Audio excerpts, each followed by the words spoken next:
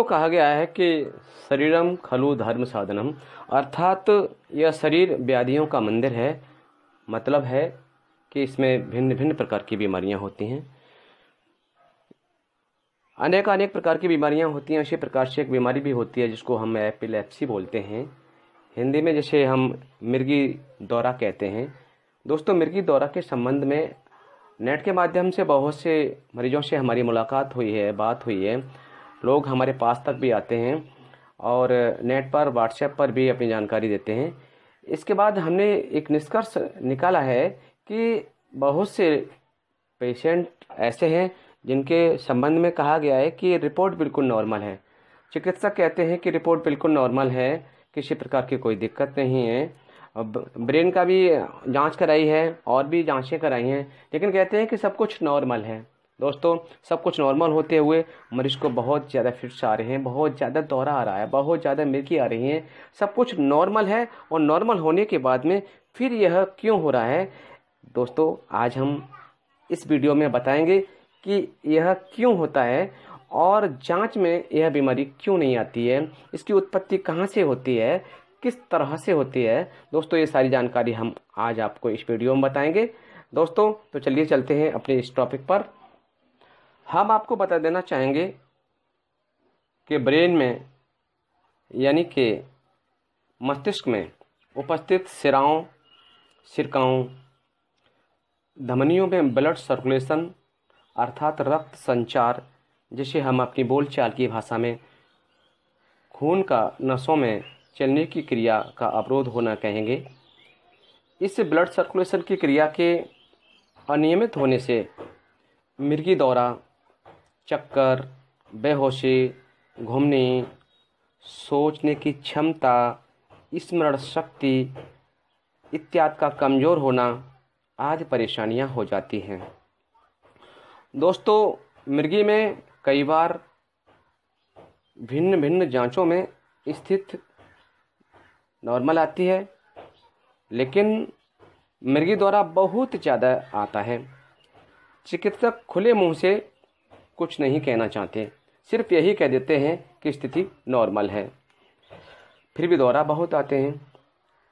Report normal है और दौरा अधिक है, इसका अर्थ यह है कि यह या तो डॉक्टरों की समझ से परे है या फिर आधुनिक मशीनों भी इसकी जांच के लिए सक्षम नहीं है। दोस्तों, हम आपको दे रहे हैं कुछ खास जानकारी, जिसे समझकर आप आसानी से समझ लेंगे कि दौरों की उत्पत्ति कैसे है।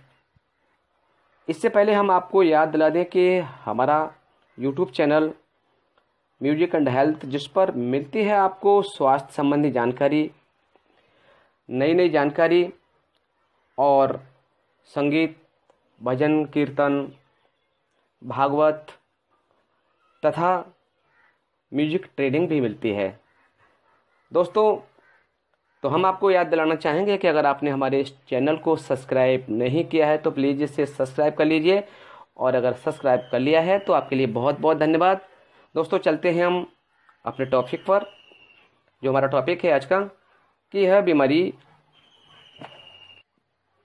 कहाँ से बनती है, इसकी उत्पत्ति कहाँ से होती है।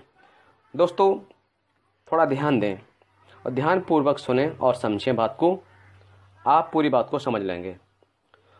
दोस्तों, आकाश शून्य है जिसमें भिन्न भिन्न प्रकार की गैसों के अपने आपसी मिश्रण से और उनके आपसी टकराव से विद्युत अर्थात बिजली, इलेक्ट्रिसिटी की उत्पत्ति होती है।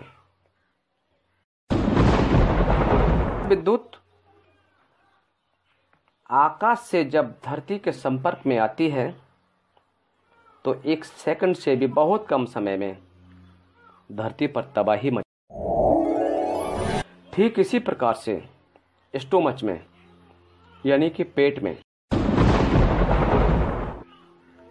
विभिन्न खाद्य पदार्थों के और पानी के योग से विभिन्न प्रकार की गैसों के आपसी टकराव से पाचन संस्थान के किसी हिस्से में विद्युत उत्पन्न होती है।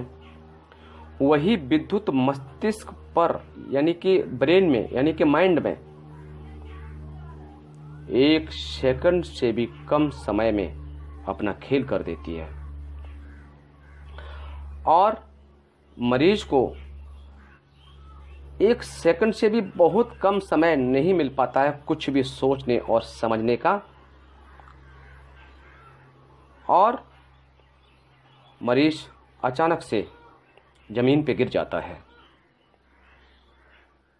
उसके बाद में मिर्गी दौरे की वह प्रक्रिया पूरी होती है जिसे हमने वीडियो नंबर 66 और वीडियो नंबर 99 यानी कि 99 में बताया है। वीडियो नंबर 66 और 99 में बताया है, इसे आप विस्तार से उसमें देख सकते हैं।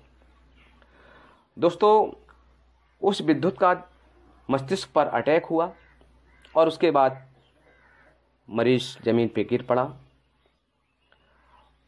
उसके बाद में मरीज होश में आया।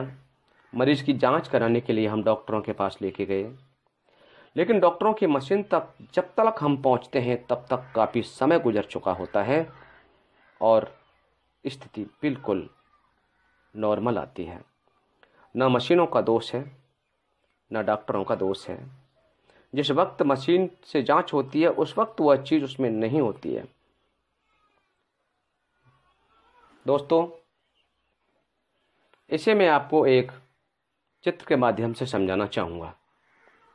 लीजिए, आप समझिए।